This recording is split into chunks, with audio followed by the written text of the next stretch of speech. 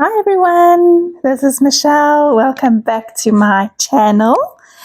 If you follow Art by Marlene on Facebook and Instagram, you would have seen that she's got a March color challenge happening. And so to prepare myself for that, I thought that I would make a little tag journal for myself so I can play along. So the idea is that each day you will use the little color swatch card as inspiration. You can work on the color swatch card, which I think is what Marlene's doing, or you can work in a journal. And the idea is to just make the color of the day the star of the show, I guess. So I grabbed out some of Marlene's tags and I quickly hopped over to my craft shop and I got these ring binder things. I don't know what you call them. But obviously the tag only has one hole in the center and I wanted to do 2 rings. So I'm ignoring the center one and then I've just punched. Sorry, I just punched through 2 extra little holes for my rings. Now I've taken out the 2 cover pages and I'm just going to do a front and a back cover quickly to prepare my journal and get it nice and bright. I've gone into Marlene's collage paper. This one is from the newest January release and I've just chosen a nice black and white one with some script on. And I'm just sticking that down with some gel medium just as a base for me to start working on. This is just to break up that white page and just add a little bit of texture and interest in the background. Then I'm going in with some of my very favorite colors. That is Ballet, Happy, Mermaid, and a little bit of Boom, which is the neon green.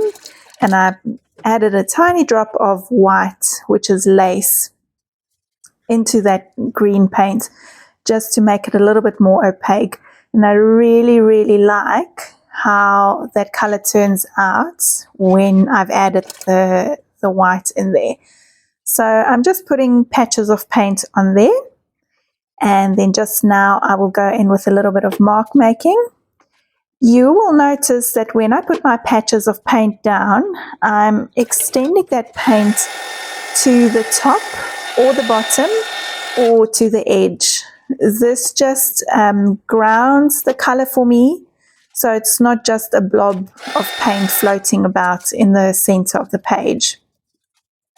So here I realized that I'd left that hole open, the middle one, and I wanted to cover it up. So I'm just using an extra strip of that paper that I had left over and putting it on with some wet glue, and then I'm just extending my marks over the top of it to blend it all together. And I'm just going to continue with my mark making with all 3 colors, and all I'm doing is I'm using a flat paintbrush and I'm just making marks using the shape of the paintbrush. So really nothing complicated. This is a really easy way to get marks and interest. It's a really nice way to kind of blend the edges of the colors together to make them not so obvious. I use this technique in probably most of my pages, if not all of them. Then I felt that I lost some of that black. So I'm just going in with the Lots of Dots stencil and Marlene's pitch paint, and I'm just adding a little bit more black onto that background. And I really like the way that looked, giving it all a quick dry. And now I'm going in with Punk, which is Marlene's neon purple paint, and I actually had a little bit of the Ballet left over on my palette, so I've blended the 2 together with a little bit of water and my fan brush, and I'm just doing splatters all over, and I really like how that kind of pulled the pages together for me. So I'm trimming off the excess, punching in the little holes again just to make them nice and neat. And now I'm going to start playing around with embellishing this journal or the cover. I found this huge button, which I love, and I had some ruffles left over, and in my little paper elements drawer I went in and looked for a couple of bits here and there. I really wanted to use this tassel, but in the end I didn't. It just didn't quite work out, but I really like the way it worked out anyway. I'm going into my leftover little scrap stash here to try and find something more to bring this page together. So I had this piece of transparency, and I've just, on the back of it, I've drawn with just a white paint pen these circles, and I thought that would be perfect. So I'm trimming it smaller, and I'm doing like a scallopy edge on the bottom or on the right side of it, just to make it a little bit interesting. And I'm just going to punch holes in there as well. And I decided that buttons are sewn on, so I am going to add a little bit of neon embroidery thread through that button, but I'm not going into the paper, so I'm just threading it through the button, and then I will stick it on after the fact. I'm not trying to make my sewing, if you want to call it that, perfect. I want it to look a little bit rough and not rustic, but I don't want it to be perfect. I want there to be frayed edges and whatnot. So it's on purpose. It's looking scruffy on purpose.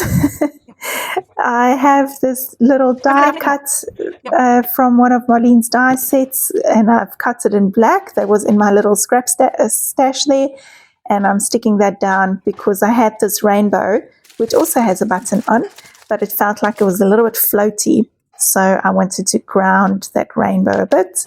And I'm going to stick this button down with some red liner tape. This is a really strong tape, and just there you could see me shaking the page to see if it's going to come off.